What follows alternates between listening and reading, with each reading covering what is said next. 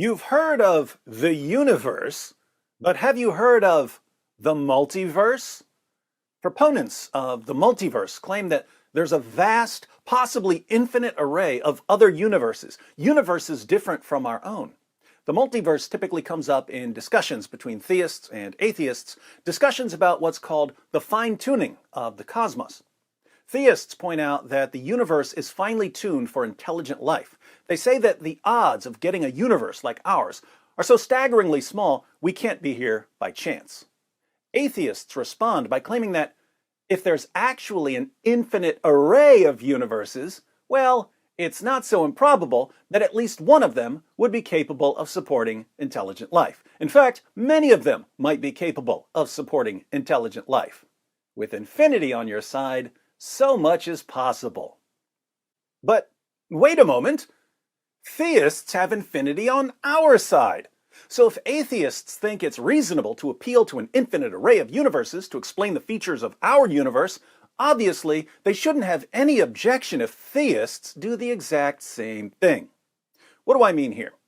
I mean that theists can offer a multiverse response to what's called the problem of evil, or the argument from evil, and that atheists, if they're consistent, can't really object to our multiverse response. Let's see how this works. First, we'll make sure everyone understands the fine-tuning argument. Then we'll cover the multiverse response to the fine-tuning argument. Then we'll make sure everyone understands the problem of evil. And finally, we'll present the multiverse response to the problem of evil. So, fine-tuning. To get the idea here, think about a fish tank. I was about 7 years old, and my friend Todd got a fish tank with a bunch of fish for Christmas. We were using the fish tank thermometer as a torpedo to try to hit the fish, and Todd broke the thermometer. All his fish died in the next few days. Why?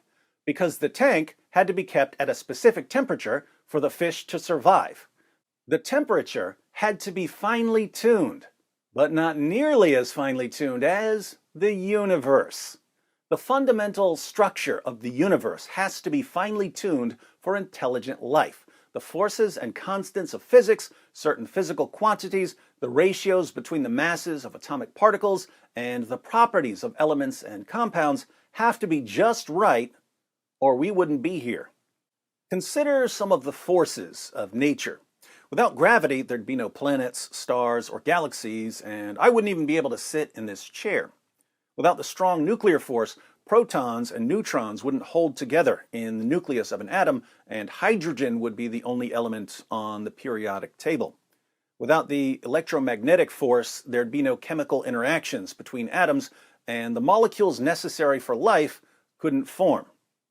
But the fact that we have the necessary forces isn't nearly as surprising as the fine-tuning of the numbers that physicists plug into the laws of nature. These are the constants of physics: the cosmological constant, the gravitational constant, the strong force constant, the fine structure constant. These numbers could have had a wide range of values, and yet the values they actually have fall into the extremely narrow range that make biological life possible. Part of the reason we're alive is that the universe turned out just right for life. Should we attribute this to chance? Did we just get lucky? Well, suppose a murderous psychopath locks you in a room, puts a gun to your head, and hands you 2 dice. He says, if you roll double sixes, I'll let you live. If you roll anything else, you're dead. Now, roll. So, you roll the dice. Huh! Double sixes. Man, that was lucky. Then he tells you to do it again. Double sixes again, or you're dead. You roll them again. Huh! Double sixes. That was really lucky. But what if it keeps happening? He makes you roll again and again and again, and day after day, year after year, you keep rolling the numbers necessary for life, your life. Does there ever come a point where you say, come on, the dice are loaded? If the answer is yes, if there are limits to what can reasonably be described as luck, then we have to believe that someone had us in mind when the universe was created, because the odds of getting a life-permitting universe by chance are a lot worse than rolling double sixes a bunch of times.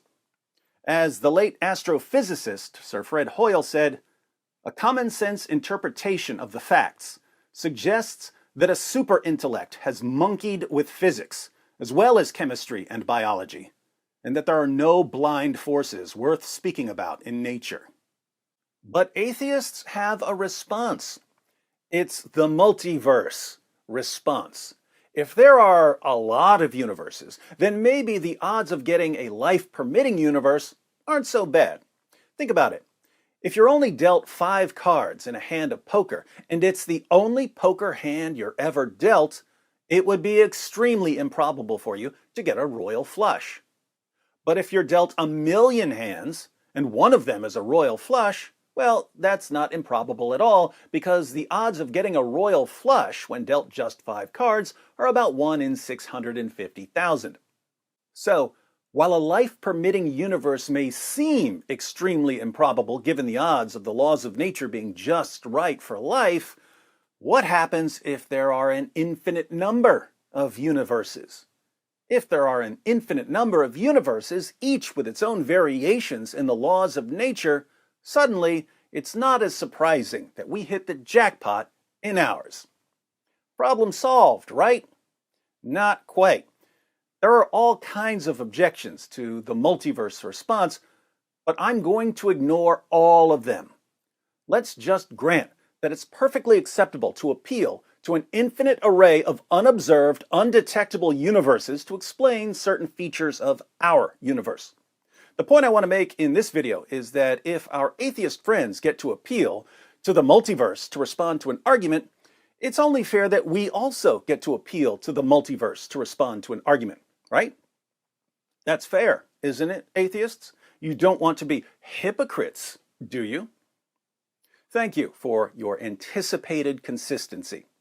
All right, now, the main argument against the existence of God is called the problem of evil, or the argument from evil. Here, evil doesn't just include what we normally think of as evil, namely moral evil. It also includes all kinds of human and animal suffering, what we call natural evil. There are many versions of the argument from evil.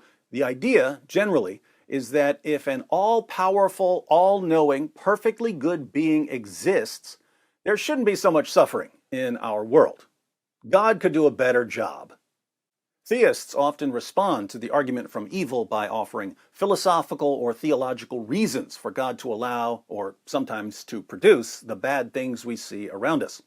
Philosophical reasons for God to allow suffering are called theodicies. Examples of popular theodicies are free will theodicies. God allows us to do evil things because free will is important. And soul-building theodicies. Suffering actually causes us to grow morally and spiritually and to develop virtues like courage and compassion. There are dozens of theodicies that are meant to explain various kinds of evil and suffering. Then there are theological explanations, which would be things like human beings have rebelled against God, and at least some of the bad things that happen in this world are the result of that rebellion.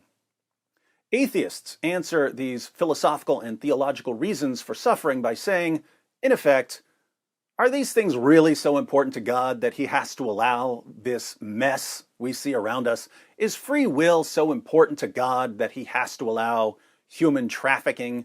Is soul building so important to God that we need hurricanes?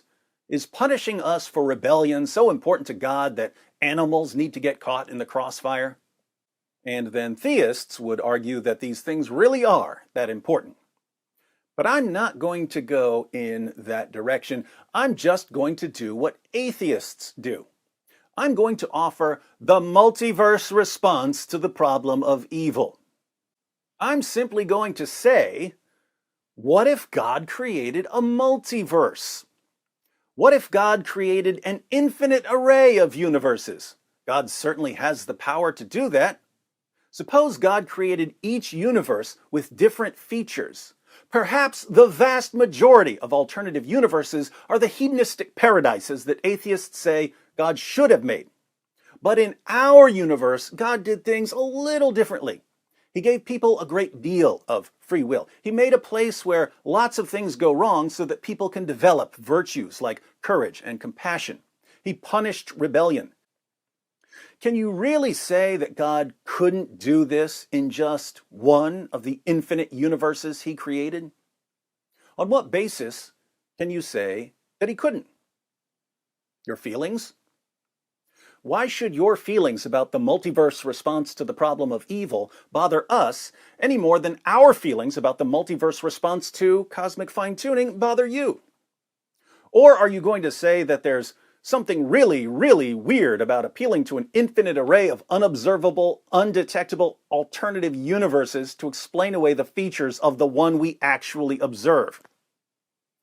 Too late to say that now. The problem of evil has been defeated. All thanks to the multiverse. I don't make the rules, atheists. I just enforce them. By the way, if you'd like a fuller introduction to cosmic fine-tuning, be sure to check out William Lane Craig's excellent animated video on the fine-tuning of the universe.